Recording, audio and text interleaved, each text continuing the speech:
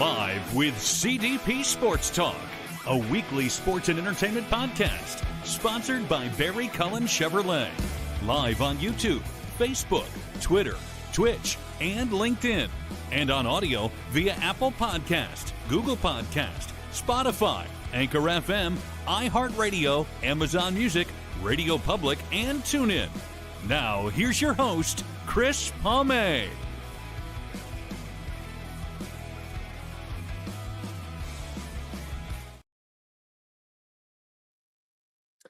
Good evening, everybody. Welcome to season 13, episode 34, overall 694 of Live with CDP Sports and Entertainment Talk Show, brought to you by our friends at Barry Cullen Chevrolet Dealership, located at 905 Woodlawn Road West in the Guelph, Ottawa. Check out their website, barrycullen.com, for the newest selection of new and pre-owned GM vehicles, along with their great selection of all-electric vehicles and Cadillac vehicles as well. You can call the dealership at 519-824-0210. Tell them Chris Palme sent you, or you can email them at info@barrycullen.com.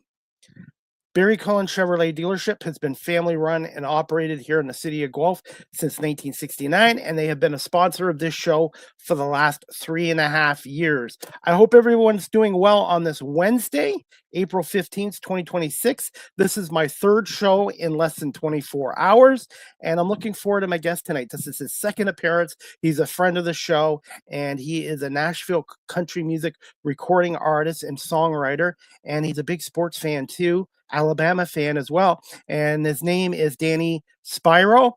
And Danny is going to be releasing his new song on May 22nd in another month from now, called Hatin Your Name. And we're going to bring Danny on right now and talk about his music career and a little more about his latest single coming out in about a month's time, Hatin Your Name. And we'll bring Danny on right now.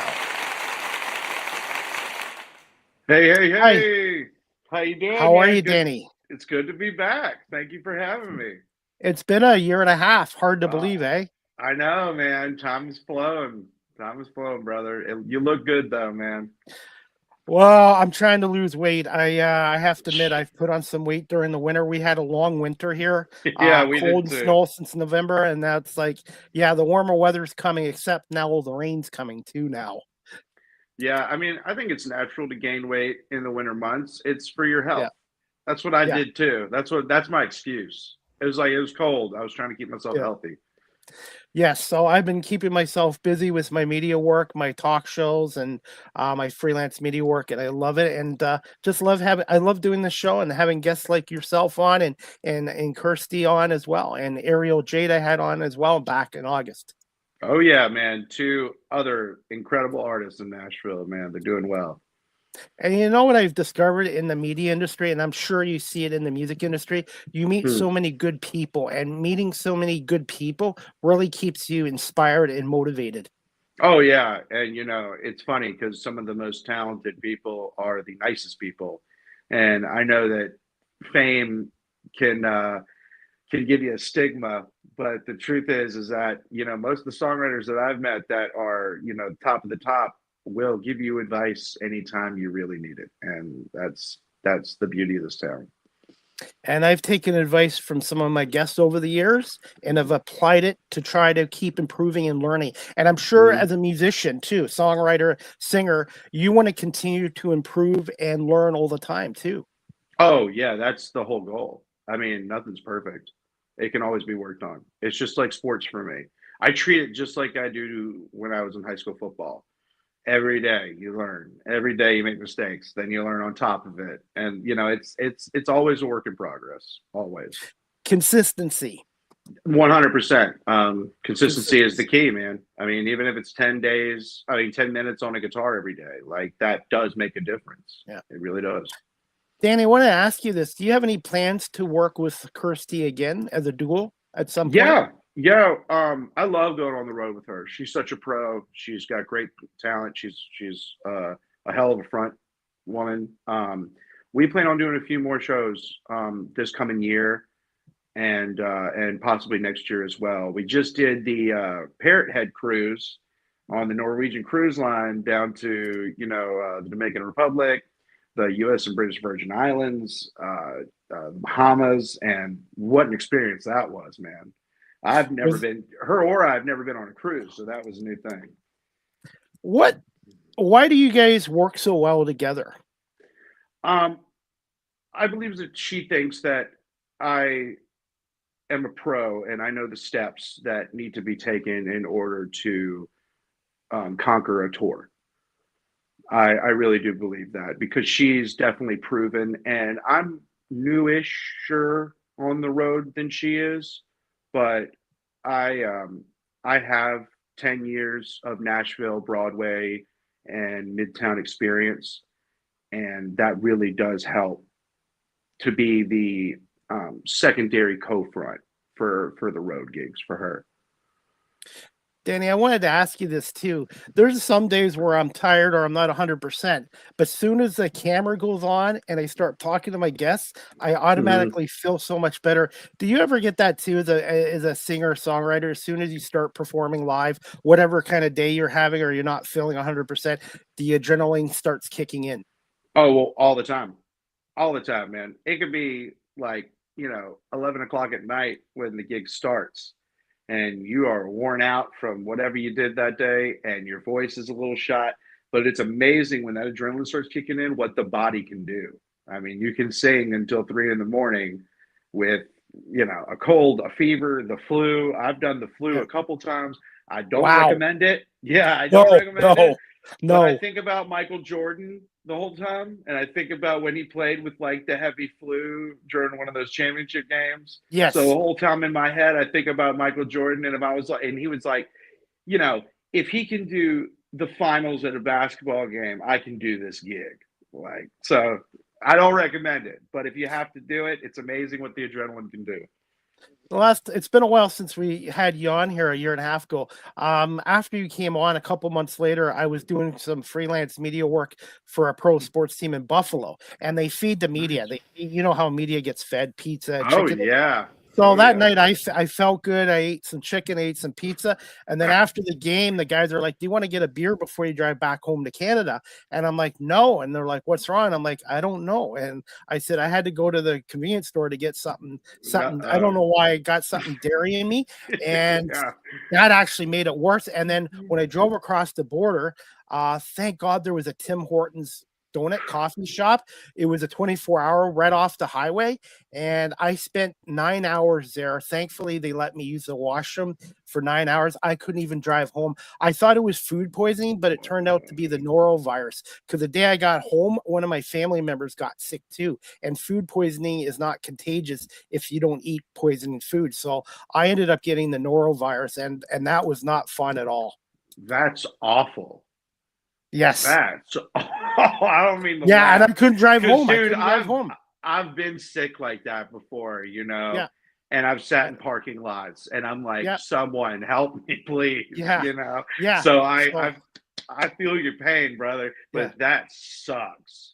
Hopefully I never go through that again. No. And I thought it was from the food, but it wasn't from the food. I picked up the noro bug somewhere, I don't know where, and it came on, and it has the same symptoms as food poisoning.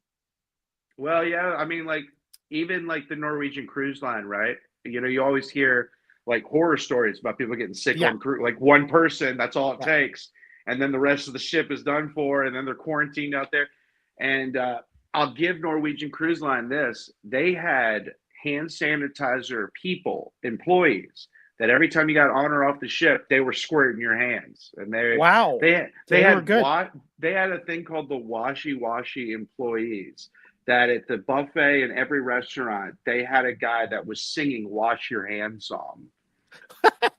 Swear to God, dude. That's a good thing, because you know what? You always hear these cruise ships where massive people, when they done their cruise ship, are sick as a dog. So you know what? Well, that's good that they do that, and we probably should be going back to doing that again. Wash your hands, and if you're sick in public, wear a mask or stay home or whatever.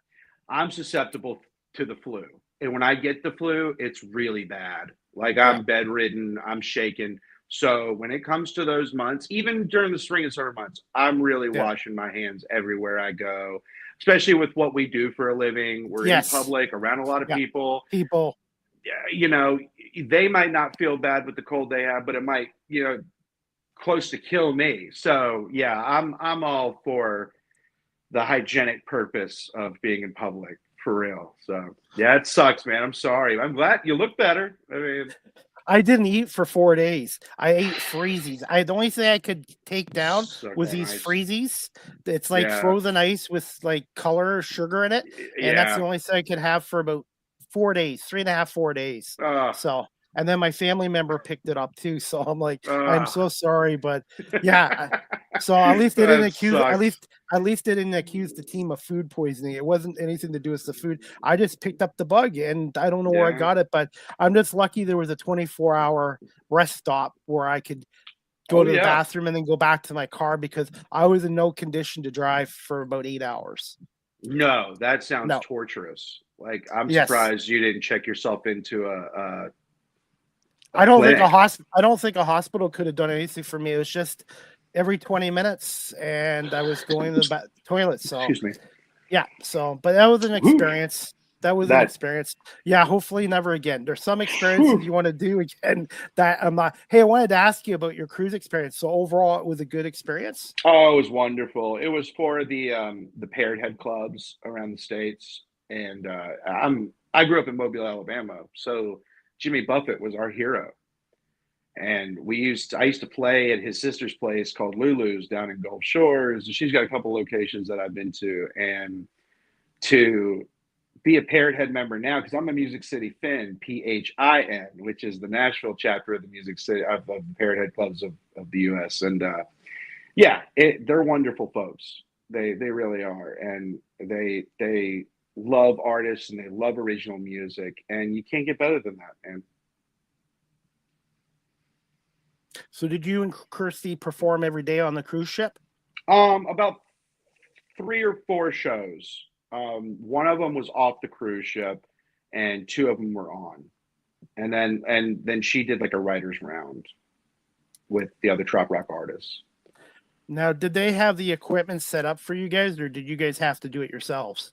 No, I mean the only thing we really had to worry about was our guitars, which is a That's it. beautiful thing. Oh yeah, yeah. They've been doing this since '99, so they've got it on lock. You know what I mean? Like they work with a company called Travel by Georgia as well. It's the Atlanta Parrot Head Club that put it on, so it's so well done that we're practically royalty, man. They were so good to us. This was for my first cruise experience. I'm kind of angry because I'm spoiled. You got a Yeah. taste of it now. You want to do it again. Well, yeah, but like, you know, you don't get taken care of like that when you pay for it yourself and it's on you for everything. Like we were treated like amazingly. So like it's going to be really hard to ever go on another cruise again without it being that good, you know? How was the crowd receptive to you guys, and what were some of your songs that you played? Oh, it was fantastic. Whether it was the Parrot Head clubs or just regular folks going on the cruise, they loved it. They really did love it.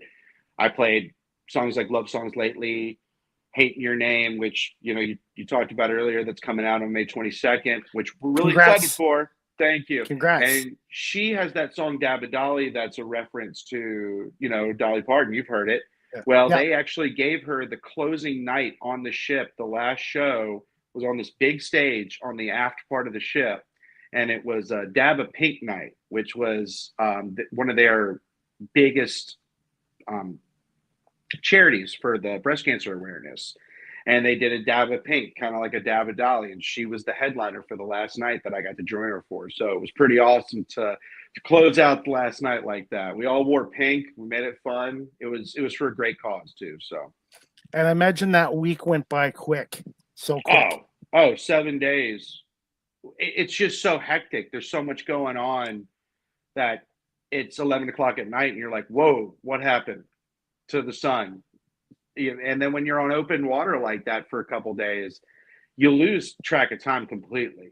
Like I don't know how anyone, because I didn't really use the internet much, so it could be 2 days in, and you're like, oh, what time is it? What date is it? It's a wild thing when you're out there like that in the Caribbean. It really is. When you're finally looking around and you're like, whoa, I'm in the middle of the planet. Like there's nothing around here anytime soon. It's a cool but very like kind of scary, especially at night when you look out there and there is no difference between the skyline and the water, and that's terrifying. That's like that's definitely a an experience that if a human gets to have, it's really breathtaking because you're like, whoa, this really is the middle of the world. Like yeah, Was the it's weather was the weather good for the 7 days? oh beautiful. I mean, Perfect. obviously on the island sometimes it rains, but when it pours, it's 5 minutes. You know, that's just tropical weather. So we didn't really have many problems with that actually. I think there was one day where it kind of rained for about 10 minutes and that was about it. But nothing that stopped us from doing anything we wanted to do, didn't stop any of the shows or any of the events that any of the parrot heads were running. So we had a great time. It really was a blast. When you go on a trip or a cruise too, it's nice to take a break from the phone because I'm guilty of it. I use my phone a lot. And when Oh you're on yeah. a trip like a cruise, you want to enjoy every second of it. Like, obviously, you want to take some video and pictures, but you don't want Mhm. to spend the entire time on the cruise looking at your phone either. No, it was a nice break. I mean, obviously, we had to do the content and stuff like that because that's great for content to be in the Yes. Caribbean and all Yeah. that. You know, it's fantastic. But yeah, it was very nice not to be doom scrolling through TikTok or Instagram for once because I'm unfortunately guilty of that. Did anybody have any seasickness on the cruise ship? No, I wear one of those little. I got my doctor gave me one of those little patches behind the ear. You know, I don't think you really needed it, but those first few days, you got to get your sea legs. Like you do feel the movement every now and then, and you can even with the patch, I was kind of like, oh, okay. You're a little Be on the queasy, safe but side. you're not like seasick, but you're like, okay, I Yeah. feel it in my stomach. Like you're like, this is gonna take like a couple days for me to Yeah. like get used to. But after those 2 days, you're in. Yeah. You're a Good to pirate. know. You're good to Good to go. know. That's one Yeah. of my bucket lists is to go on a cruise ship or train. I'd like to do either a cruise ship or go on a train through Western Canada. Because our Oh and yeah. by the way, you and Kirsty have to get out to Canada because country music is booming out here too. Oh yeah. My mom's from London, Ontario, dude. Yeah, So you mentioned that. Yeah, which is only yeah, an hour for me. I got family in Ontario. I've got an uncle and his family up in Calgary. I know Canada very well, man. As Yeah, a kid, I went there yeah. nonstop. I loved it up there. It's Plus, Tim booming. Hortons coffee is fantastic. But Tim Hortons is no longer Canadian. It's owned by an American company. Ah, we got you. We got the good stuff.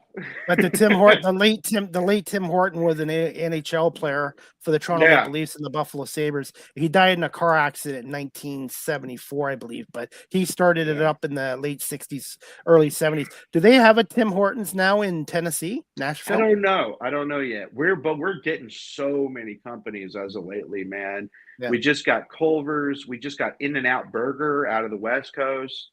I mean, it's nonstop what we're getting here in Nashville.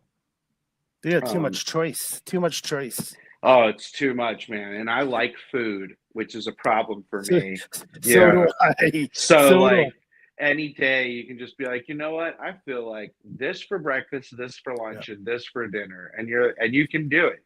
Yeah. Your wildest food fantasies, it can happen. Dan, I wanted to ask you this too. When I'm not going on show, I don't really like to eat a lot because the one time I went on air and I was stuffed and I was full and I'm like, oh my god, my stomach's just bursting. As a performer, do you kind of like do you eat regularly or do you kind of just watch what you eat and then have something to eat heavy after the performance? Yeah, 100%. That's the funny, that's funny that you say that because Kirsty, when we go on the road, sometimes she kind of makes fun of me because I don't eat anything.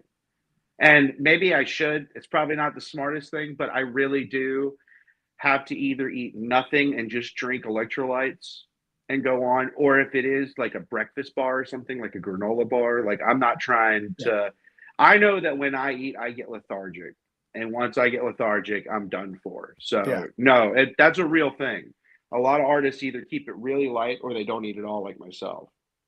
I never asked any other country singers that except for you now.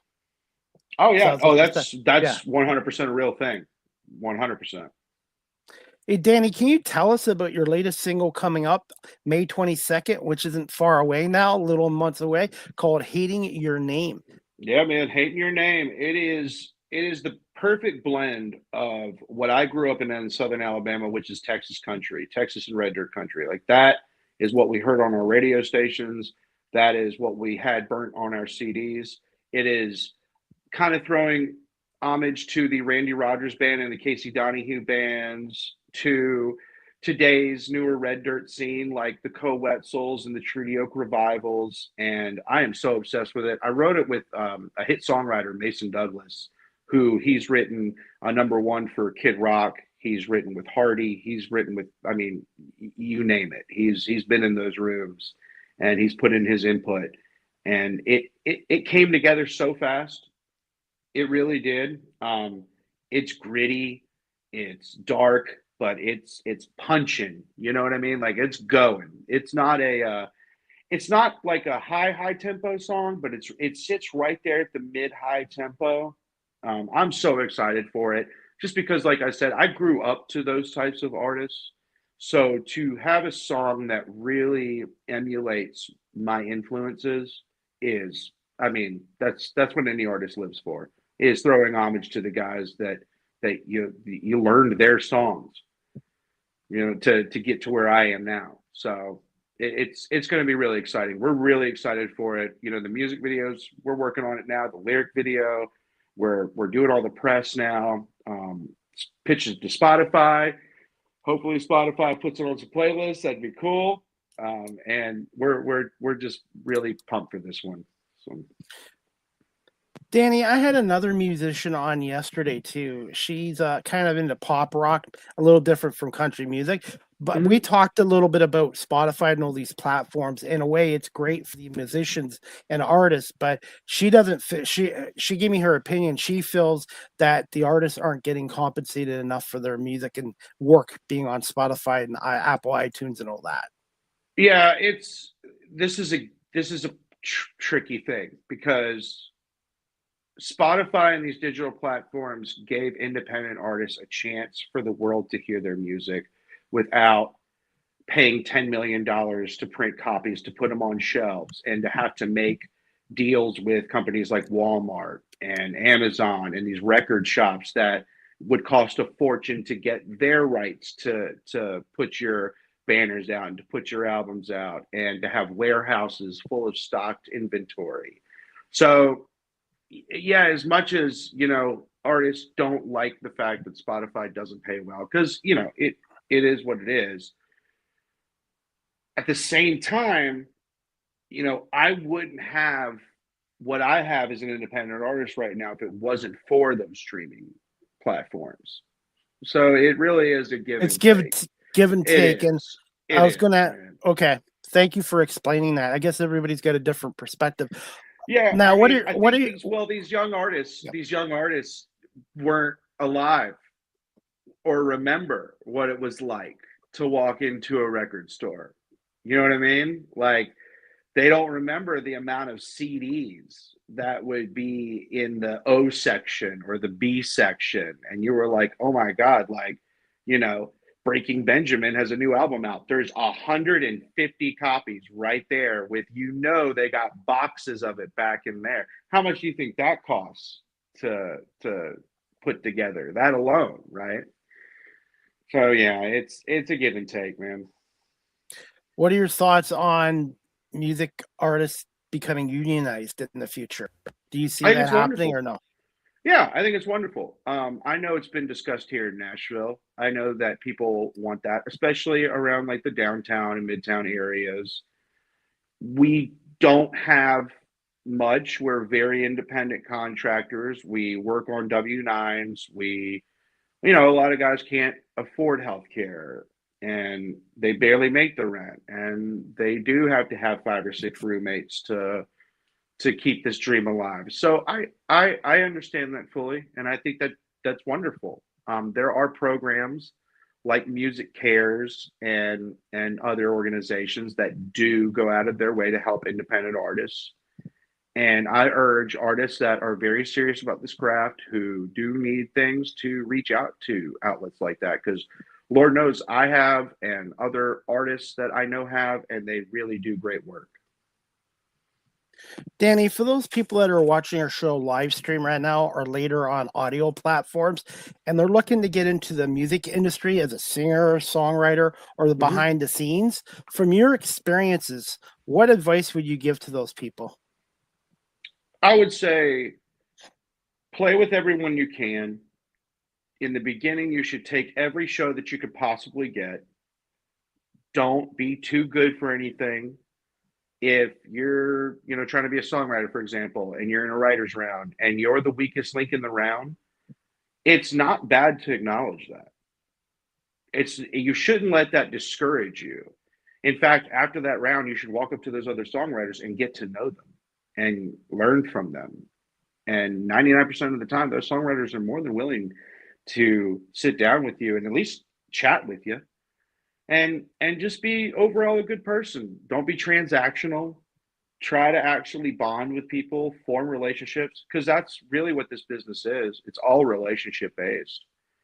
I mean, if this was strictly just talent, who knows what the playing field would look like.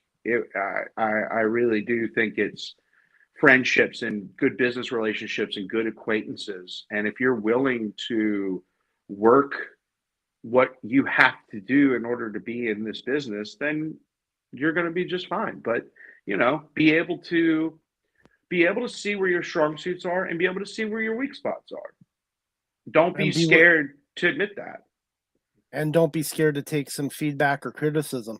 100%. And that's part of it. I mean, you have to be willing to take some hard criticisms. Like if people are telling you, you have such strong writing, but say your singing isn't great, well, maybe it doesn't hurt to focus more on writing, or vice versa.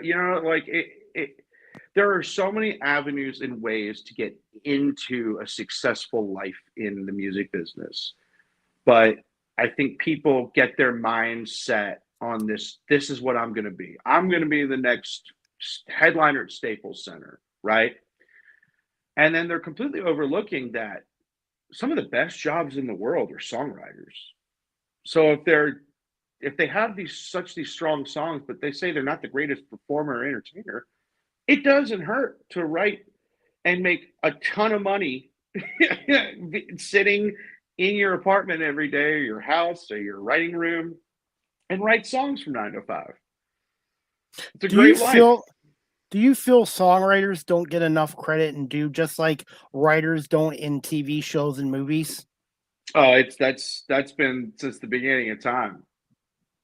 Yeah, I mean, of course, it's always, as an artist, you get to know who these songwriters are, will be, and it's really cool to see that. The best story I can come up with is my first time to go to the Grand Ole Opry.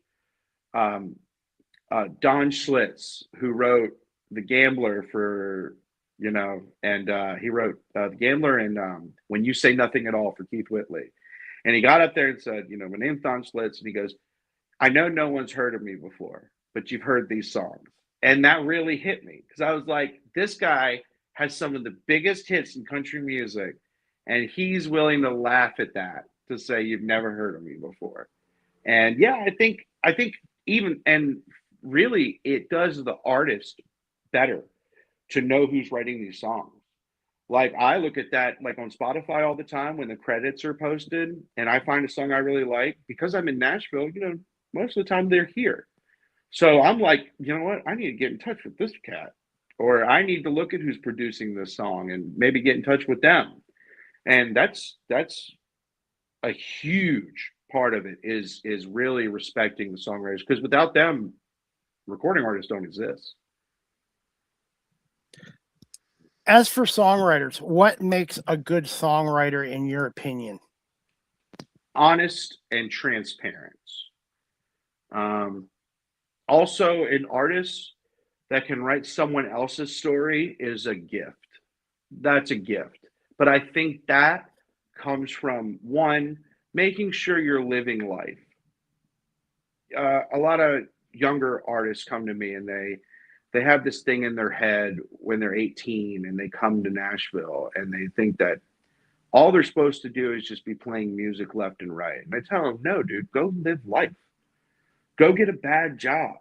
Go get 1,000 bad jobs.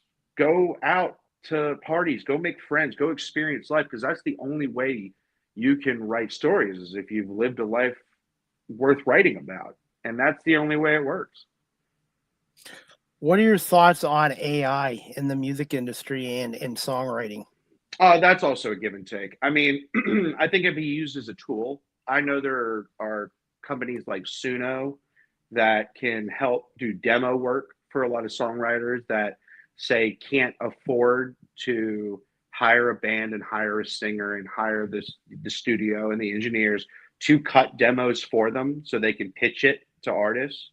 So if you use it as a tool that way, and you write your song and you write your melodies and you do all the writing lyrically and musically, and you use a company like Suno, their AI tool, to create a track, I mean, I think that's cool.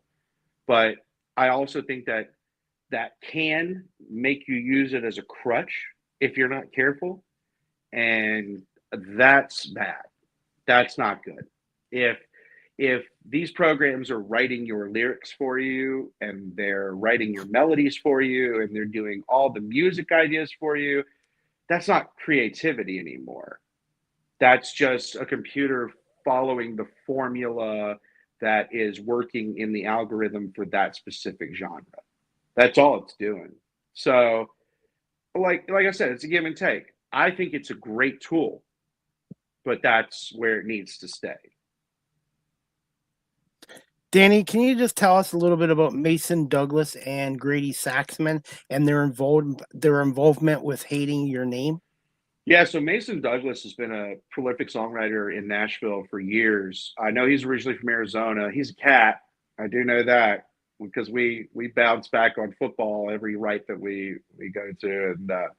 And yeah, he wrote a number one for Kid Rock, and he wrote with Hardy. He's written, like I said earlier, he's written with every big artist and songwriter you can think of. And we wrote our first one, Love Songs Lately, and now with Hatin Your Name, we really, like I said, wanted to throw homage to the Texas country, red dirt country scene.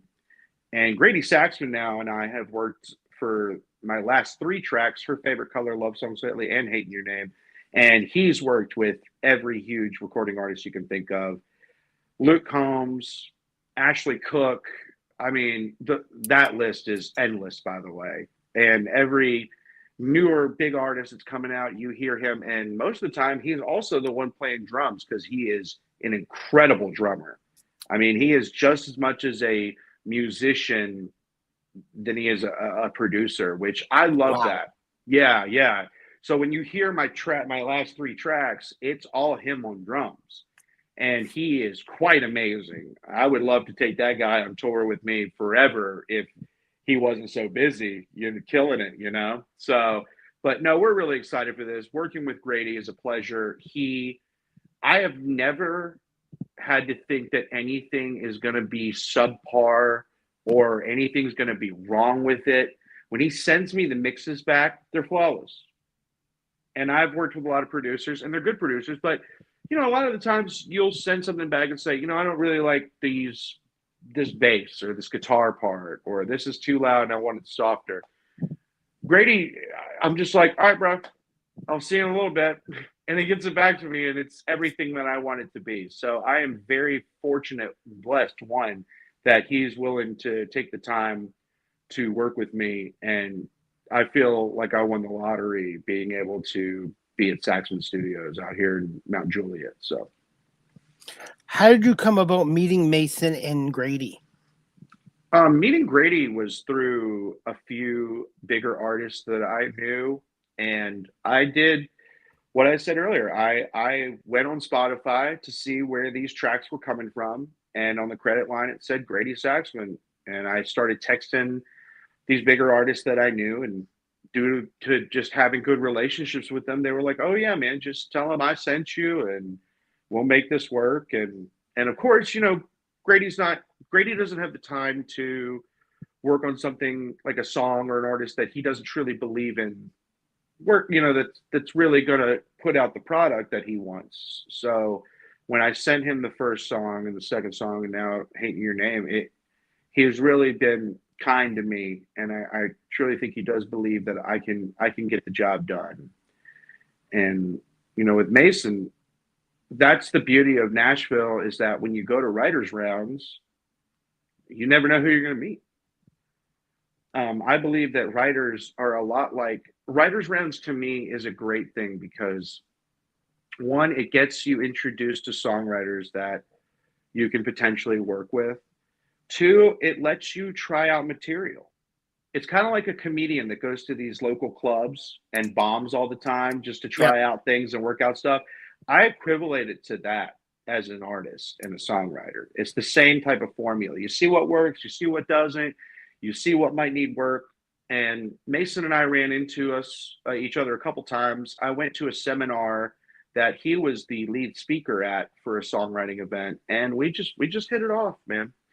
It's good to talk football, We have a viewer watching from YouTube. His name is Stephen McCrary. Stephen's a fan of my work, but he's also a huge country music fan of Kirsty Krause, and he's watching our show right now. He just wants to say, hey, Danny, great interview. Mr. Stephen, it's good to talk to you, man. I just saw him the other night, actually. So it's thank you for joining, brother. Danny, how satisfying is it to make an impact on your audience and people like Stephen? It's a beautiful thing.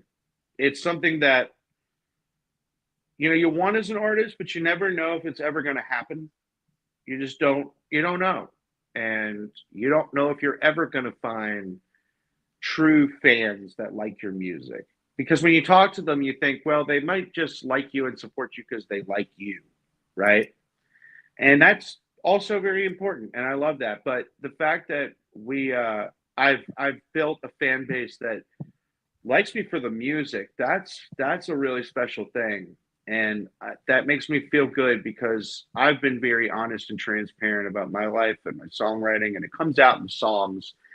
And it all really comes out in material. So to see that I'm not alone and I'm connecting with people, there's nothing that beats that, man. And Steven just says, Danny, so glad I got to see you and Kirsty Sunday night in the Green Light in Nashville. And hopefully one day I'll get to see you guys perform here in Canada too.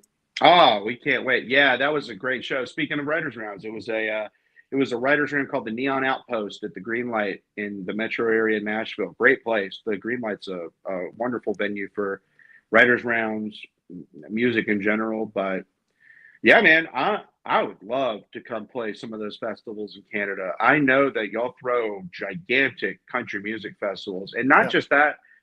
I love playing the rodeos. I love playing the smaller festivals. Like I did a festival called the Goats Music and More Festival in Lewisburg, Tennessee. How awesome is that, dude? Like, I'm all about that, man, because that's really where you gain your fans. It's not so much the big stage. It's really not. And from what I've talked to a number of musicians from Canada, the UK, and obviously the States, and they find their music is inspired by their life experiences, but also they find the music helps them cope with tough situations in their life. Like music is so powerful, it's like a form of therapy. Yeah, it was the only way for me personally. I'm not the greatest at expressing emotion. I never was growing up. So when I found music that gave me that outlet, I knew from there on it was going to be a gigantic part of my life. Whether it was going to be a career or not, that was kind of when I got out of college and I noticed that I had a knack for playing live and I could make a living out of it. But yeah, I mean, it was the most important thing in my life for me to carry on a healthy living space.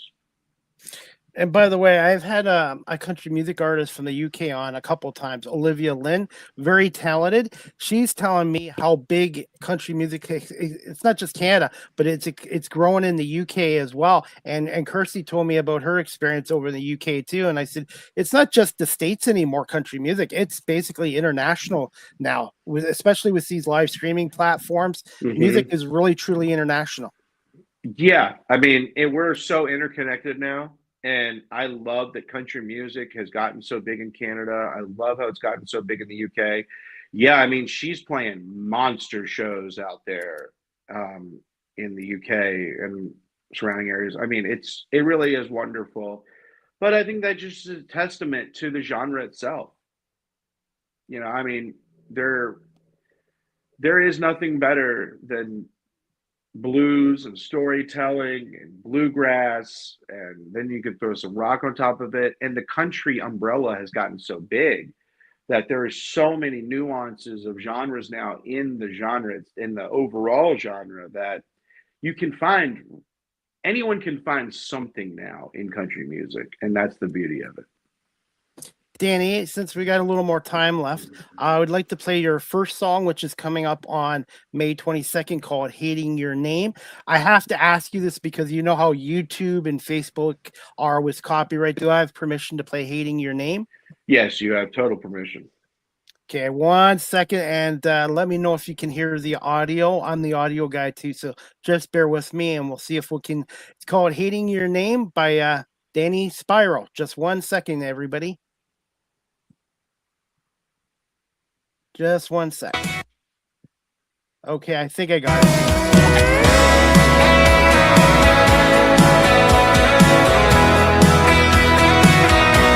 It seems like the only word anybody knows, and I can't escape it.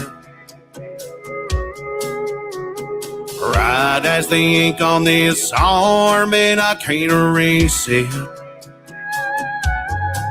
Now the thought of it hurts like a Bourbon Street curse. The way that you said it, you first threw it my way. It used to roll off of my tongue, all I want to write, be the whisper in the middle of the night, an echo in my head, a line in every song. First time I heard it, it's all I ever wanted to say. But lately I've been hating your name.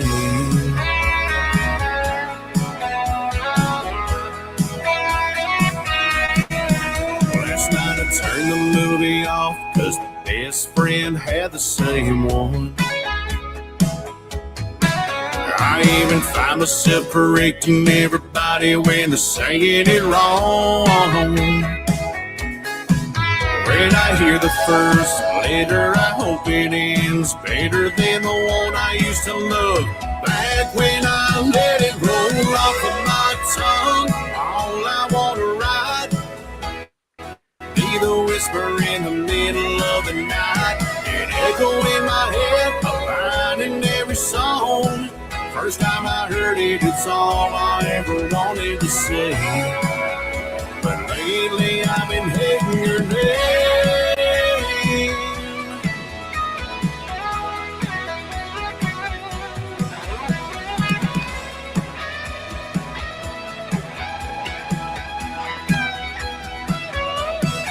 I wanna scratch it out the heart we carved out back. Wanna forget how you first looked so good with my life. Let it roll off of my tongue, all I wanna write, be the whisper in the middle of the night, an echo in my head, a line in every song. First time I heard it, it's all I ever wanted to say. But lately I've been hating your name.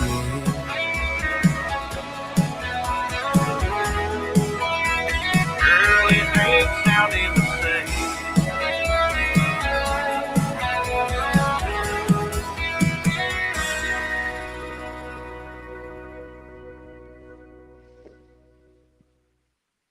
Terrific song, Danny. I think you got yourself a hit there. Thank you, brother. Yeah, man. I get the chills every time I listen to it. And that's Grady on drums. I mean, now you hear it and you're like, It's okay, just that guy's such a positive, upbeat, catchy song, and I think it's going to be very, very successful for you. thank you, man. I really appreciate that. Fingers crossed. Either And way, proud of it. Steve's watching on YouTube again. He says, "Great song," and honestly, Danny, be proud of that song. And May Thank you, man. 22nd's not that far away. And have Nope. you already had radio stations already play it yet, or not yet? One radio station so far, but the rest, I think you're like the first Honestly, I big think show, it's. man. I like all your music, but this song is really special and it's really well done. Thank you. Thank you.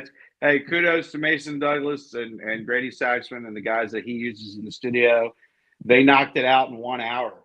I mean, they knew exactly, like when they heard it and they charted out the music, I could see the smiles on their faces because they were like, "Oh yeah, we're gonna kill this." I could tell, and they got into those booths and they were like, "Oh yeah, we got this." They were like, "Bro, listen to this and let me know what you think." And they did it, and I was blown away. So kudos to them, man. Danny, what was your biggest inspiration behind this song? I think I, I when you get an idea for songwriting and you put it in your little notes in your cell phone or journal, whatever you use. Mine's my cell phone. Something about hating your name. Like we were in the writers' room and I was like, what's the one thing like that gives you the ultimate chills when you think about an ex, whether it's boyfriend, girlfriend, whatever? You like, what is it? And you're like, it's their name, and you're like, God, I Good point. hate, I hate their. I even you like you have such this sadness that you can't even hear their name. And then I was like, okay, so what if you said like hating your name? And bam, that was it. Mason heard that. He turned around, went on that computer of his, and started typing away. And within an hour or two, it was history. We had it. How long did this song take to write and produce time wise?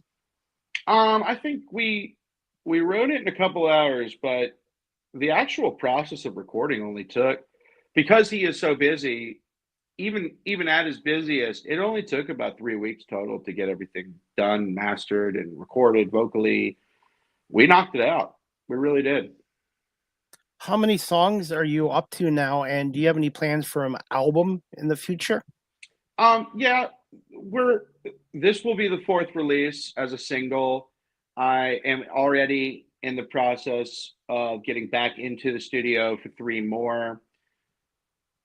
I know that we don't want to release an album yet. We'd like to build more of a following Okay. on social media and digital platforms before, because you got to sink a lot of money into putting an album together, and that really does for it to really make sense for me to have it make sense. I'd have to have an audience that's gonna I don't know, financially make that make sense in a way. I know streaming doesn't pay much, but you see where I'm getting at. I just I like what we're doing with the singles right now. I think eventually in the near future, even an EP, probably a 4 or 5 song EP, will be the next move. But right now, we're really happy with the singles. Any chance this song could be put on a vinyl record? Oh, I would love that.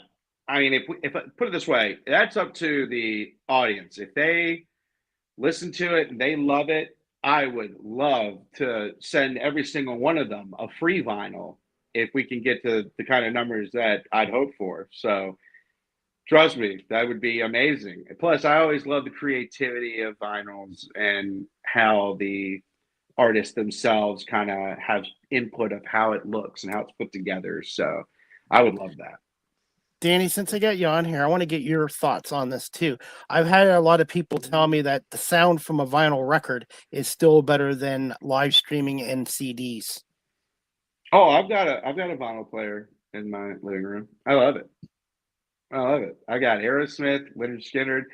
There's something about the recordings back then because they were all analog that when you do hear it through a record player, you hear it how it was recorded more, which kind of gives it that cooler edge because it was so much rawer than it is now digitally. And you can hear how it was really recorded on tape. So I really do appreciate the vinyl recording for that. I'm going to put you on the spot with this question, Danny. How would you describe Hatin' Your Name in 3 words? I would say it's gritty, it's groovy, and it's face punching. Is that a word? I guess that's You can face use it. dash Yeah, we'll dash count it. punching. There we go. That's how you do it. If this song is as popular as I think it's going to be, are you going to do any merchandise with hats and shirts and stuff? Oh, of course. Yeah. I love making merch. So, and I try to create merch through every release. So there will definitely be Hatin' Your Name merch. I love t-shirts. So do I. I have like 200 of them. Oh, I'm wearing Colby Cooper right now. I'm a sucker for merch, dude. It's bad. Same here. Hats and Every shirts. every concert or sporting event I go to, I go straight for that merch table, and it's a problem because now I have a bunch of hats and shirts I won't wear because I don't want to ruin them because I like them. So now I never wear them, and now they just stack up in my closet. So, but no, I love merch and I love t-shirts. So we're definitely going to be getting Hatin' Your Name kind of themed t-shirts coming. Danny, how much would you say you've improved and evolved, not just as a singer singer-songwriter, but as a business, the business aspect of the music industry as well? Oh, it's been a complete 180, man. It really has. It takes time to build your brand. It really takes time to admit who you are as an artist. And that is a lot. If you're lucky, it happens earlier. But for the rest of us, it takes a lot of years and it takes a lot of being everybody else but you. And I'm sure a lot of artists can relate to that. But once you get that brand, it makes all the social media stuff and it makes all the pitching emails to venues out of town and even like pitching your songs on Spotify. So it makes it so much smoother and easier because you're like, this is the window I'm in. These are the artists that I could see myself on the same bill at a music festival. Now take that avenue. Like I get that the Texas country red dirt kind of scene isn't for everyone. That's okay. But I wouldn't, now knowing who I am as a brand, as an artist, I'm not going to try to pitch myself to a pop country playlist, or I'm not going to pitch myself to a jazz festival. You know what I mean? Like, and it makes the whole process so much easier to do once you've learned that. So knowing the brand has made the whole business side a lot easier. What do you want your fans to take out of the song "Hating Your Name"? What's the biggest thing you want them to take out of it? I want them to see that that it is very real to feel hate in your heart, even when that person may not deserve it. It's okay to recognize how you feel in that moment of sadness and heartbreak. It's okay to be angry. It's okay to, I mean, obviously you don't want to hate anybody, but it is okay to recognize those feelings because I think that's really healthy and it gets you through. Danny, can you tell us about your latest other single that came out in 2025? I believe last August or September, called "Love Songs," came out. What was the inspiration behind "Love Songs" lately? Yeah, "Love Songs" lately, man. It's a classic tale of a guy that, you know, every day goes to work and listens to his playlists and his radio station. And it's always like, you know, 90s brooding rock like Nirvana and all these Fuel. And one day you meet somebody and all of a sudden you notice your radio stations have been changing from all this "I'm So Alone" to Rascal Flatts and Josh Turner, and you're hearing these love songs. And then you realize, oh man, for the last like 2 hours on this car ride, all I've been listening to are love songs lately. And I brought that title to Mason Douglas once again, and when he heard Love Songs Lately, he was like, oh, that's a winner. And we wrote that one pretty quick as well. And that's pretty much what the story's about. Do I have permission again to play this song, Love Songs Lately? Yes, you have permission. Okay, 1 second. And let me know if you can hear the audio. And this is courtesy of your YouTube channel. So everybody, please subscribe to Danny's YouTube channel like I have. And just bear with me 1 second. And I got so many things on my screen. So bear with us. And we'll have this song on in 1 minute. And this is called Love Songs Lately. And we're going to play it right now, courtesy of Danny Spiro. 1 second, everybody.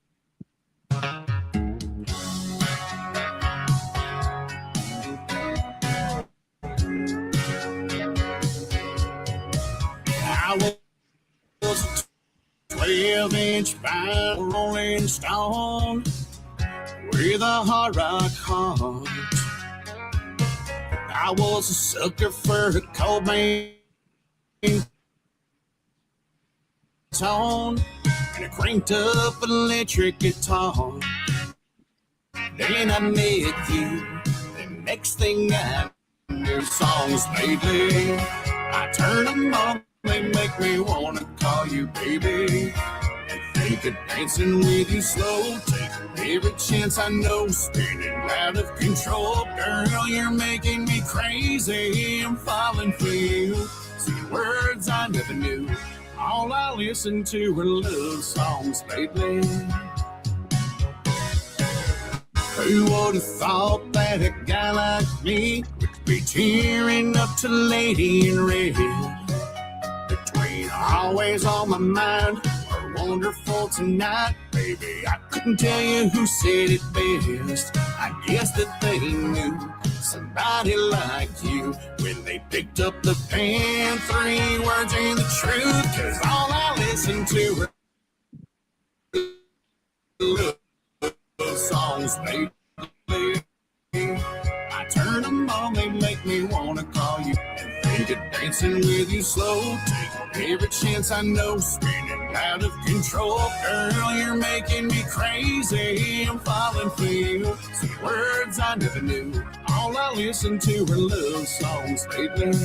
That's right. Yep.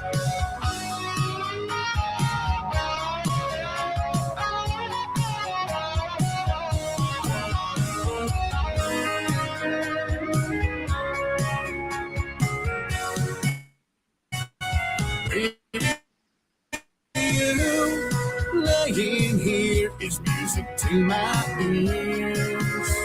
Listen to all I listen to are love songs lately. I turn them on, they make me wanna call you baby, and think of dancing with you slow, taking every chance I know, spinning out of control. Girl, you're making me crazy. I'm falling for you. Some words I never knew.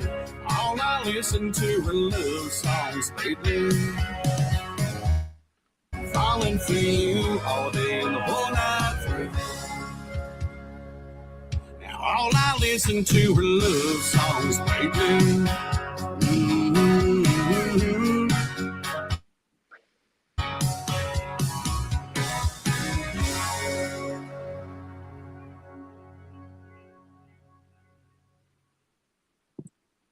Thank you, Danny, and you got yourself a hit there too. Thank you. Yeah, that was my first song to make country music radio, radio station up in Fargo, North Dakota. Man, I was really pumped about that. It got nominated for a Josie Music Award. Congratulations! Yeah, I got nominated at the Grand Ole Opry for the Josie Music Award for Best Modern Country Song of 2025, and I believe it helped me win the Josie Music Award at the Grand Ole Opry Outlaw Country Singer of the Year, which was really exciting. So we were pumped for that one. How much did that mean to you? How much did it mean to you personally? When they first said my name, it didn't like register, and then someone random next to me, we were sitting up in the aisles, my parents and Kirsty Krause. I invited her to come because I was like, dude, this is nuts. I was like, you want to join me? And the guy to the right of me was like, hey, is that you? And I was like, I think so. I think it's me. And he was like, bro, you better run down there quick. Those speeches are going fast.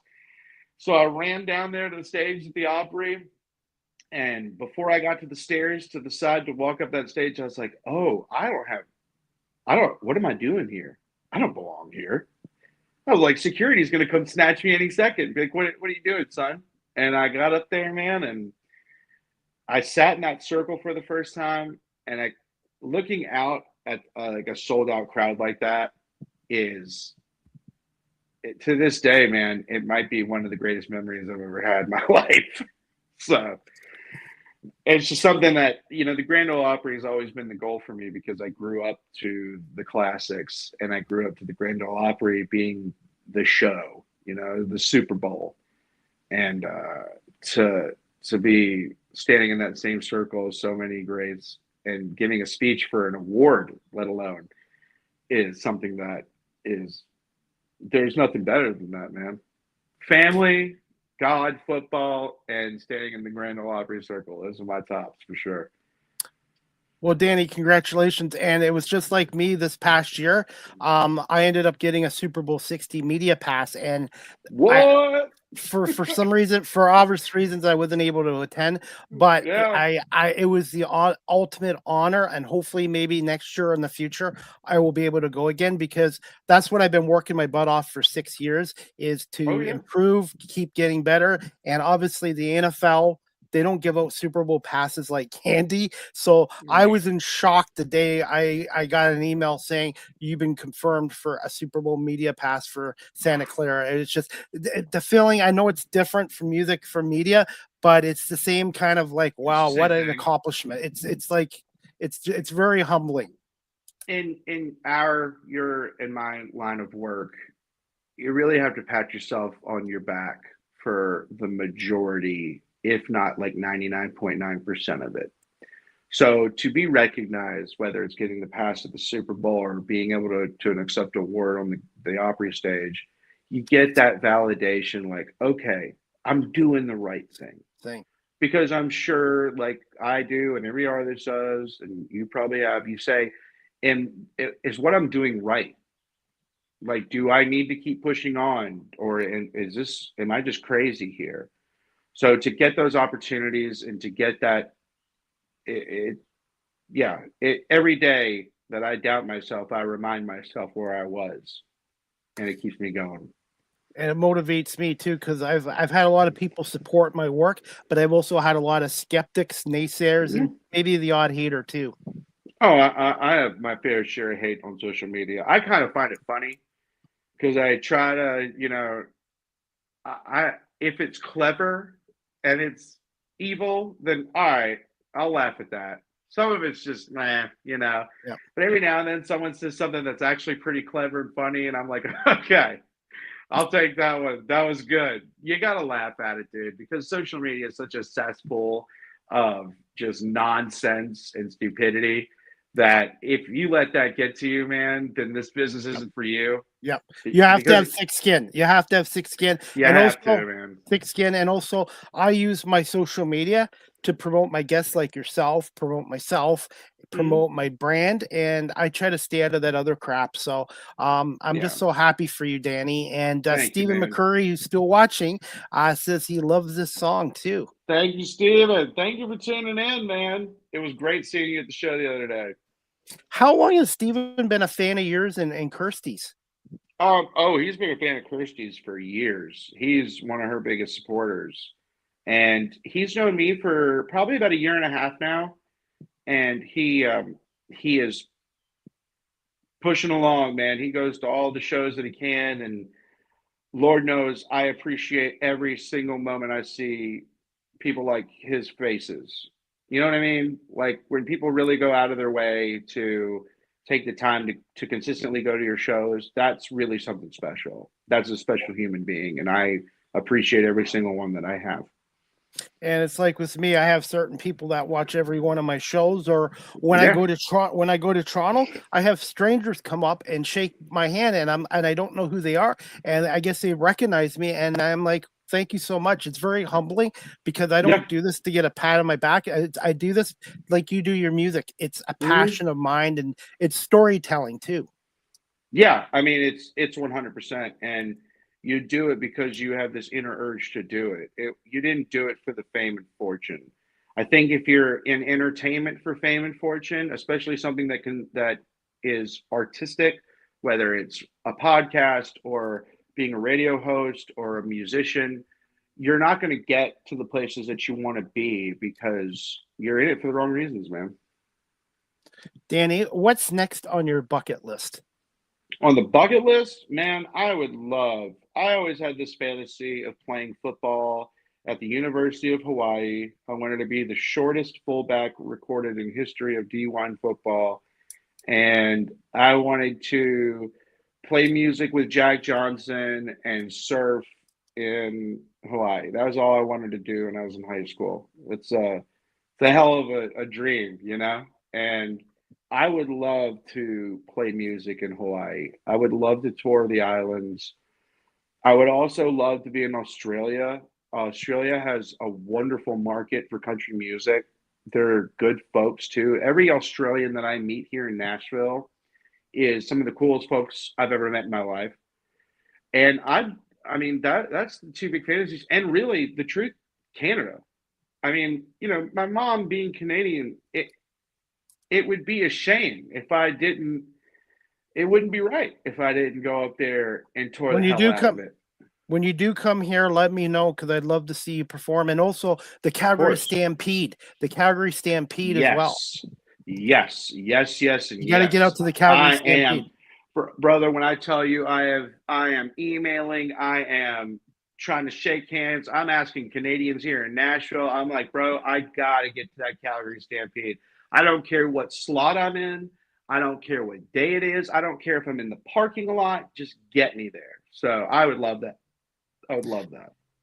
Danny, I know how much you love playing with Christy Krause, but if there was one person right now in the world that you'd love to play a duo with, who would it be with? A duo? Yeah. There's somebody that you would love to play a duo acoustic show with Casey Donahue.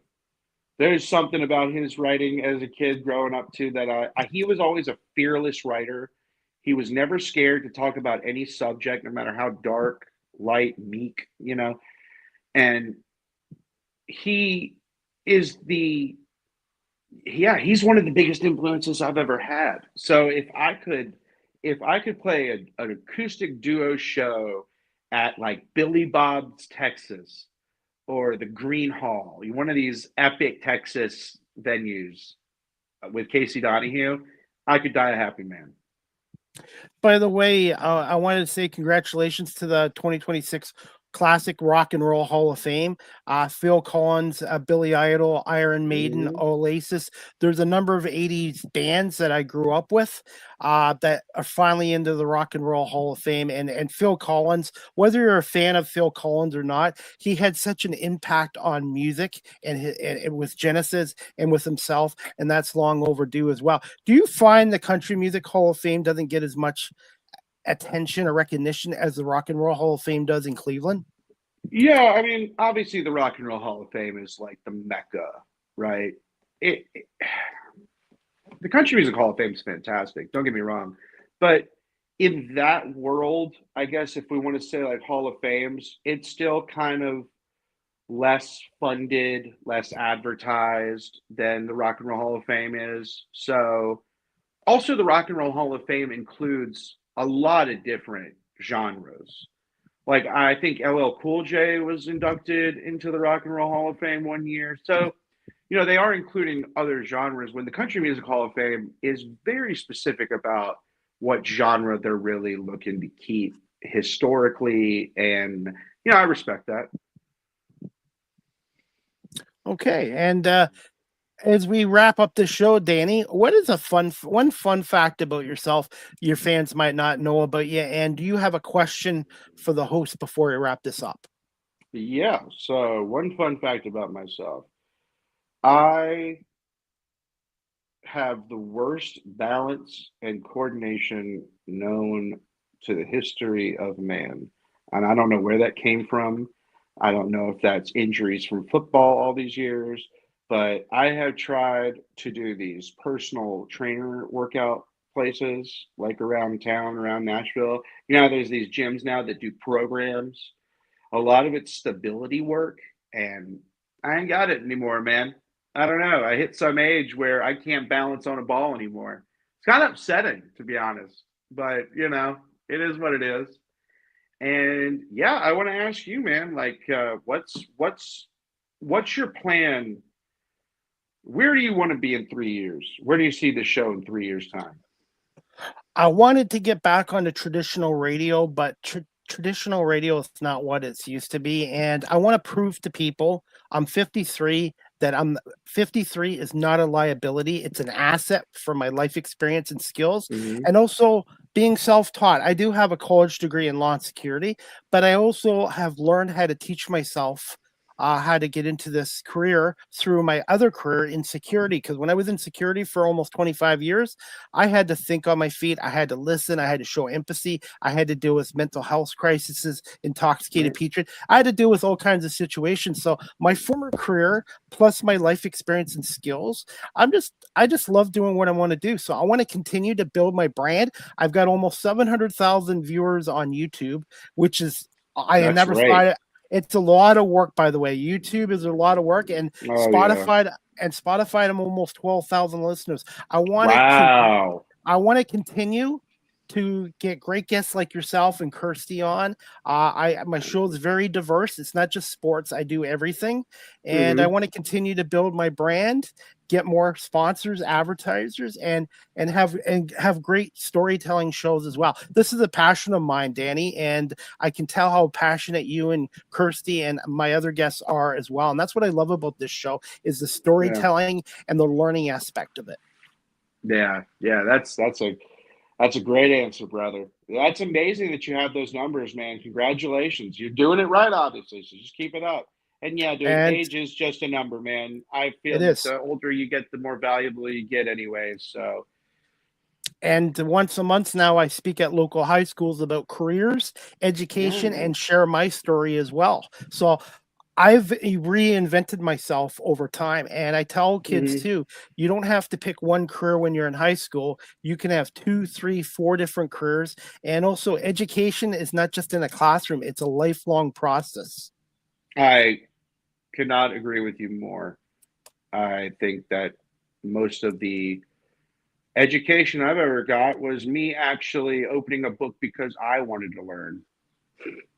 Yep. That's kind of been my forte when it came to high school and college. I was far from a good student, but I learned because you get to an age one day where you start wanting to explore more and you want to start learning about how the world works and how it works in other places on this planet. And it's funny when you actually do get older and you start realizing, oh man, we learned this in high school, except I wasn't paying attention.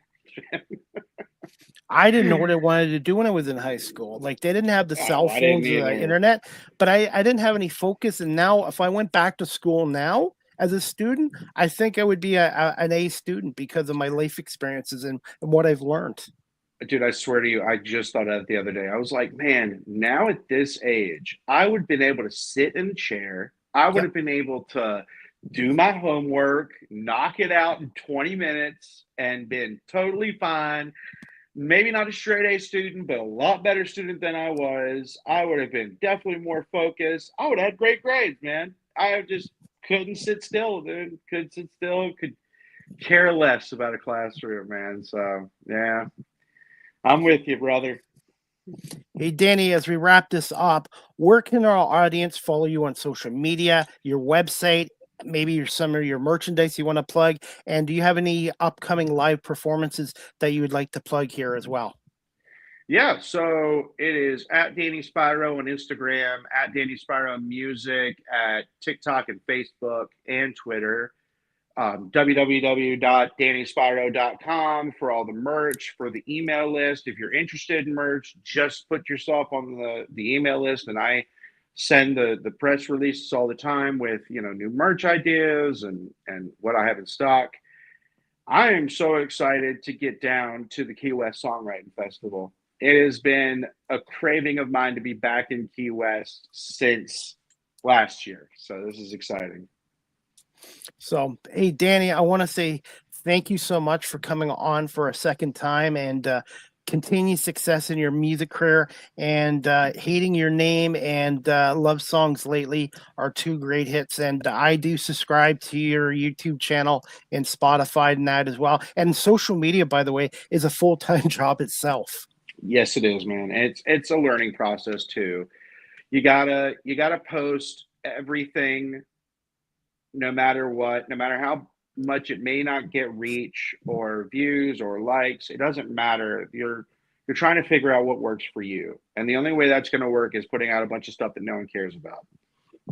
I hate to say it. I wish I could say that there's some sort of formula of exactly what to post, but the truth is that you aren't another person. So what works for them is not going to work for you all the time. Yep. Sometimes you post something you think will do well, it doesn't. And then sometimes you post something that you think is stupid or silly and it works well. So the key thing is just try to post consistently.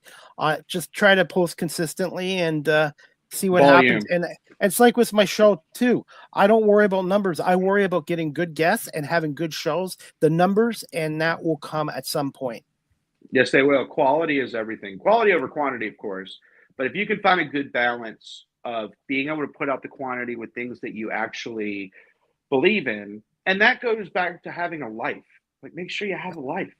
Work-life balance. I have to work on that because right now, lately, I've been married to this the last 6 years. I mean, don't get me so wrong. I have to admit, I need to take a little time for myself. Yeah, I mean, it's funny because social media, if you're an artist, when it comes to music, that's only one thing. People want to bond with you so much more than your music now. It's really not just about your music anymore. They want to know who you are as a person. They want to know what your hobbies are. They want to know what your passions are, which makes, funny enough, if you look at it like this, makes content a lot easier because now you got a lot more ideas to use. Absolutely. So ever since I started kind of applying that and I started put other parts of my life in there, things have really changed a lot in a great way. Absolutely. And also, Danny, I'm learning a lot from all my guests. And I also had a gentleman on named Michael Peltier. He's based out of Toronto, and he's a musician like yourself, a singer, but he's also started up his own business company for the music industry as well. So I learned a lot from him. And also this Saturday, a little plug for my show, I have a R&B gospel singer from Toronto coming on as well. So I'm very lucky. I get a diverse lineup of guests and topics and different types of music and musicians as well. Yeah, that's wonderful, man. And you going diverse like that does nothing but, one, doesn't make your show boring. You know, you can ask different questions, you get different answers, completely different backgrounds and cultures. And I mean, that's the goal, right? Is to, you know, as much, I'm in country music, right? But I use influences from every other genre that I grew up to as well. And that's what makes it. Yeah. And I'm very lucky. It's the guests that make a great show. And like I said, my career in security, I do believe helped me transition because when you're dealing with the public, you have to learn to talk, and listening is huge as well, and thinking on your feet too. Because technology sometimes doesn't always go smoothly. And I'm sure at some point in your music career, something's happened in one of your clubs where you've had to improvise at the last minute. Hey, all the time, man. We deal with that all the time. So, well, Danny, thank you so much for coming on. Continue success. Thank you. Give me a little bit of time tonight, and I will send you the video, the audio, and I will break it into reels and clips as well. And you do have an open invite to come back on. And when you do come to Canada or even the London, Ontario area, please let me know as well. Yes, I will. Chris, thank you so much again for having me, man. This was a pleasure. It's an honor being on here. Seriously, you were the first interview I ever had, and I'll never forget that, man, for giving me the opportunity. Thank you. Well, thank you so much. And I love what I'm doing, just like you and my guests. I just love connecting with my guests and hearing their stories and learning from them as well. Yeah. And you know what? I'm not going to hold it against you being an Alabama fan either. Go blue. Go blue. Just remember, the past 10 years have done us well. Yes, I think Saban needs to make a comeback, man. I think he's bored. He's got to be bored doing Aflac commercials, man. He's got to be bored. I am wearing red tonight. I have a red hat on, just a Nike Thank hat. you. I Thank got. you. How many hats do you have, by the way? As we wrap the Oh. show up, how many hats? Oh, I told you I'm a sucker for merch. I have to have over like 60 hats. I'm not even I got kidding. about 100. Yeah, I got about 60 Okay. that I've never worn Yeah. on my head because I'm scared I'll Wow. ruin them. I know it's bad. It's bad. It's a Don't bad buy idea. white hats. White hats. Oh, I look do. great. I They made look the great. mistake. I know. They look great when you buy them, but within a week or 2 weeks, you can't keep them clean. If you're gonna buy a hat to keep it as a collectible, then buy white. Yeah. Yeah, Even though now all of my hats have turned into collectibles. All So, right, Danny. Well, thank you so much for coming on, and we'll talk to you really soon on social media. that sounds great. Chris, thank you so much again. Thanks, Danny. Have a good night. You too. Bye-bye. All right, everybody. That concludes season 13, episode 34, overall 694 of Live with CDP Sports and Entertainment Talk Show, brought to you by our friends at Barry Cullen Chevrolet. And I want to say thank you again to Danny Spiro, a country music recording artist. And he just is releasing his latest song, Hatin Your Name, which will come out on May 22nd, 2026, which is a month away. And also, thank you for letting us play his other song that was released in 2025, I believe 10 months ago, called Love Songs Lately and Hating Your Name are his two latest singles as well. And make sure you follow Danny Spiro on his website. I'll put all his website and social media on here as we wrap this show up as well. And as we wrap this show up, I have another announcement to make. My next Live with CDP Sports and Entertainment Talk Show, brought to you by our friends at barrycullen.com, is going to be on Friday, April 17th at 8 a.m. That's right, 8 a.m. Eastern, with my special guest, Genevieve Poole. She is an entrepreneur and a writer in the Netherlands. The Netherlands is about 5 or 6 hours ahead of us here on the East Coast. So this Friday morning, 8 a.m., Janine Poole will be on, entrepreneur and writer. And then Saturday, April 18th, 7 o'clock, I will have gospel R&B singer Bellamy Bentley on from Toronto as well. So if you're a fan of R&B, gospel music, Bellamy Bentley will be on this Saturday as well. And then I'm going to take a little bit of a break next week. I'm taking Sunday, Monday, and Tuesday off, and then I will work on more shows as well. But I want to say thank you to Danny Spiro for coming on here, and also my guests yesterday too. Carrie Norland, a crime analyst from the Lakewood, Colorado Police Department, came on yesterday, and my other guest, Diana Bellarose, who is a pop rock singer and songwriter in Los Angeles, for coming on as well. So 3 shows in 24 hours. Hey, as we wrap this show up, guys, I want to say congratulations to Joe Bowen, who's calling his final Toronto Maple Leafs game tonight. Joe Bowen's been the voice of the Toronto Maple Leafs for 44 years, going back to 1982 to 2026. Tonight's his last game, alongside his co-partner, analyst Jim Ralph, as the Leafs take on Ottawa. I had the pleasure of meeting Joe Bowen last summer at BMO Field in Toronto. His son Sean works for the Toronto Argonauts, and Joe is down to earth, and you could drink a beer with Joe, but Joe's called over 4,000 games for the Toronto Maple Leafs, and unfortunately, in his 44-year career, he never got to call a Stanley Cup championship or a Stanley Cup Finals game. But Joe Bowen is the voice of the Maple Leafs, and there's nobody that's more passionate about the Toronto Maple Leafs than Joe Bowen. So congratulations, Joe, on a 44-year career with the Toronto Maple Leafs, and Maple Leafs Nation will miss you going forward as well. And also, Paul Woods, former Red Wing player and now 40-year radio analyst. This is Paul Woods' last game tonight with the Detroit Red Wings as the Red Wings take on the Florida Panthers. Paul Woods played from the Red Wings from, I think, 77 to 84, being acquired from Montreal. Then Paul Woods, after he retired as a player, joined the Red Wings broadcast booth with Bruce Martin in 1986 on WJR. And after Bruce retired in 1995, Paul Woods remained on the broadcast booth with Ken Cowell. So Paul Woods and Ken Cowell called Red Wing games for 31 years on WJR at 97.1 The Ticket. And congratulations to Paul Woods on a 40-year career as a radio analyst as well. So the NHL is going to miss Joe Bowen and Paul Woods going forward next year as well. Two legends in the booth. And I just wanted to say happy retirement to Joe Bowen and Paul Woods as well. And we've got baseball tonight. The Tigers take on the Royals. The Tigers are now 8-9. Tigers are trying to win their 5th straight game. And the Tigers did sign Kevin McGonkel to an 8-year, $150 million contract for the rookie. And hopefully the Tigers can get another win tonight against Kansas City. John Flaherty is on the I think it's Jack Flaherty. Jack Flaherty is on the mound for the Tigers tonight at 6:40. Hopefully the rain holds off at Comerica Park. And the Red Wings obviously missed the playoffs for the 10th straight year. They're taking on the Florida Panthers tonight in Paul Wood's last game in the radio booth as well. And the Detroit Pistons, the number 1 seed in the East, won't play for a few more days. I believe the Pistons open up the first round this Sunday night at 6:30 at Little Caesars Arena. So we'll see who the Pistons play. It's going to be an exciting time. The Detroit Pistons haven't won a playoff round since 2008 and haven't won a playoff home game since 2008. And hopefully last year's experience of losing to the Knicks in the first round in 6 games helps the Pistons go forward as well. So really looking forward to the NBA playoffs this year and the Pistons having the number 1 seed in the East as well.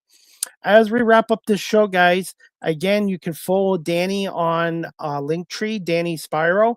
You can also follow him on TikTok at Danny Spiro Music, and also check out his YouTube channel, Danny Spiro on YouTube, and his website is dannyspiro.com, and his music is available on Spotify, Apple, and wherever music is available as well. So thank you to Danny Spiro for coming on here today. And as we wrap up the show, guys, there is a $1,500 truck trade-in bonus at Barry Cullen Chevrolet on any new 2026 Silverado 1500 crew cab.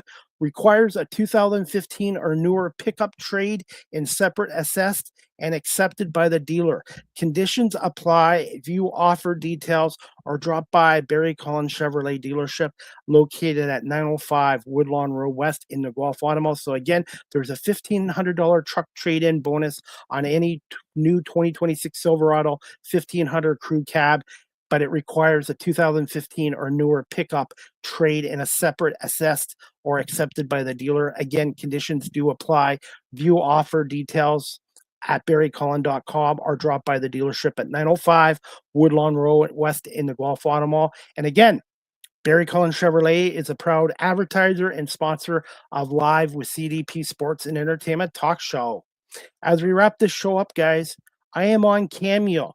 If you'd like a personalized video message from yours truly, CDP, go to cameo.com and type in Chris Palme. I do happy birthday, happy Hanukkah, happy anniversary, congratulations, whatever within reason. Book a Cameo today, and I look forward to doing your request.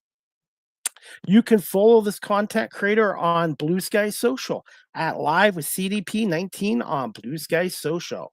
If you're looking to adopt a pet, check out the Cambridge and District Humane Society, located at 1650 Dunbar Road in Cambridge, Ontario. Telephone number 519-623-7722, extension 0, or visit their website, cambridgehumanesociety.org. All the animals and pets that are up for adoption, their profiles and information are on cambridgehumanesociety.org, and Michelle and their staff do a wonderful job in looking after our homeless furry friends and ensuring they get adopted into good homes and good families as well. And again, I want to give a shout out to Michelle Glatley, Zach, Kat, Michelle, everybody at the Prohibition Speakeasy fundraiser event this past Saturday night at the Cambridge Newfoundland Club. They had live band music, silent auction. They had some appetizers and some dessert and pie that I had a few pieces of pie. And it was a really good, very good event. And hopefully it raised a lot of money for the Cambridge District Humane Society. I want to say thank you to everyone that bought a ticket, purchased a ticket for that event, and also who donated prizes like Cipriana's Pizzeria, who donated a gift card, Wellington Brewery, the Buffalo Bisons, Toronto Blue Jays farm team, and of course the Blue Jays as well. So thank you everyone that was a part of that event, and I really enjoyed it. And shout out to Zach Waddington, the special events coordinator for the Cambridge District Humane Society, did a great job. Live with CDP Sports and Entertainment Talk Show, again, is live streamed on YouTube, Facebook, Twitter, X, Twitch, LinkedIn, and now available on Instagram. And make sure you check out my updated website on beacons.ai/Chris D. Palme and check out some of my latest interviews there, as well as my social media sites and all my content, as well as my latest Buffalo Bandit story on WordPress.com. So go to beacons.ai/Chris D. Palme, click on WordPress, and that'll take you to my latest game night story as well. You can also follow me on TikTok. Yes, I'm on TikTok at Chris Palme. Make sure you follow, like, and share. StreamYard is the official live stream provider of Live with CDP Sports and Entertainment Talk Show. If you're into webinars, live streaming, or podcasting, go to StreamYard.com. They have basic free plans, paid professional plans like yours truly has. And if you're a business that does a lot of webinars, go to StreamYard.com and contact the sales department for business pricing as well. Yours truly has been with StreamYard for 5 years, and I give them a big thumbs up. Finally, guys, Live with CDP and Sports and Entertainment Talk Show, the audio version is on these platforms: iHeartRadio, Amazon Music, Spotify for podcasters, Apple Podcasts, Breaker, Pocket Casts, Spotify, Castbox, LinkedIn, Pandora, Tuned In, YouTube Music, Good Pods. Please remember to subscribe, like, and share. And I want to say thank you to you, the audience, for watching this show live stream. I'm almost at 700,000 views on my YouTube channel, and also on my audio platforms. I have 80 countries around the world listening to this show, and I'm almost now at 12,000 downloads and streams on Spotify. So thank you to the audience for watching and listening to this show, and thank you to the amazing guests and to Barry Cullen Chevrolet dealership here in Guelph for being a part of this show as an advertiser. And speaking of advertising, if you have a business and you'd like to get it out on this platform, Live with CDP Sports and Entertainment Talk Show, which is on 21 platforms and is established, please email me at cpalme19@gmail.com. My business prices are reasonable and competitive, and I'd be happy to work with your business and getting your business name out here on my platforms, both video and audio forms as well. Finally, guys, you can email me at Live with CDP Sports and Entertainment Talk Show at cpalme19@gmail.com. Any comments, questions, suggestions, feedback would be greatly appreciated. And also, if you like my YouTube channel, you like my media work, and you'd like to contribute, I am on PayPal. Go to paypal.com at Chris Palme if you'd like to support my show through PayPal or through Cameo, booking a video through cameo.com, Chris Palme as well. Finally, guys, you can follow me on Facebook, Threads, X, Instagram, LinkedIn, Blue Sky Social, everywhere except Snapchat. And also remember to subscribe, like, and share to my YouTube channel, Chris Palme, Live with CDP Talk Show. Subscribe, like, and share. And remember to check out my YouTube Shorts videos as well. And I have some video content from the Prohibition Speakeasy fundraiser for the Cambridge District Humane Society this past Saturday there as well. And that is about it, guys. I want to say thank you to Danny Spiro, a Nashville country music recording artist, for coming on here tonight. And please check out his music. And thank you, Danny, for letting us play Hatin Your Name, his new single coming out on May 22nd. And also Love Songs Lately that came out last August as well. So continued success to Danny. Thank you so much for coming on. And also remember, my next Live with CDP Sports and Entertainment Talk Show, brought to you by the folks at Barry Cullen Chevrolet. Again, Friday, April 17th at 8 o'clock a.m. with guest Genevieve Poole, an entrepreneur and writer out of the Netherlands as well. I hope everybody has a great night. And thanks for watching and listening to Live with CDP Sports and Entertainment Talk Show, hosted by yours truly, Chris Palme, and brought to you by the folks at Barry Cullen Chevrolet dealership here in Guelph. Have a good night, everybody, and we'll see you Friday morning.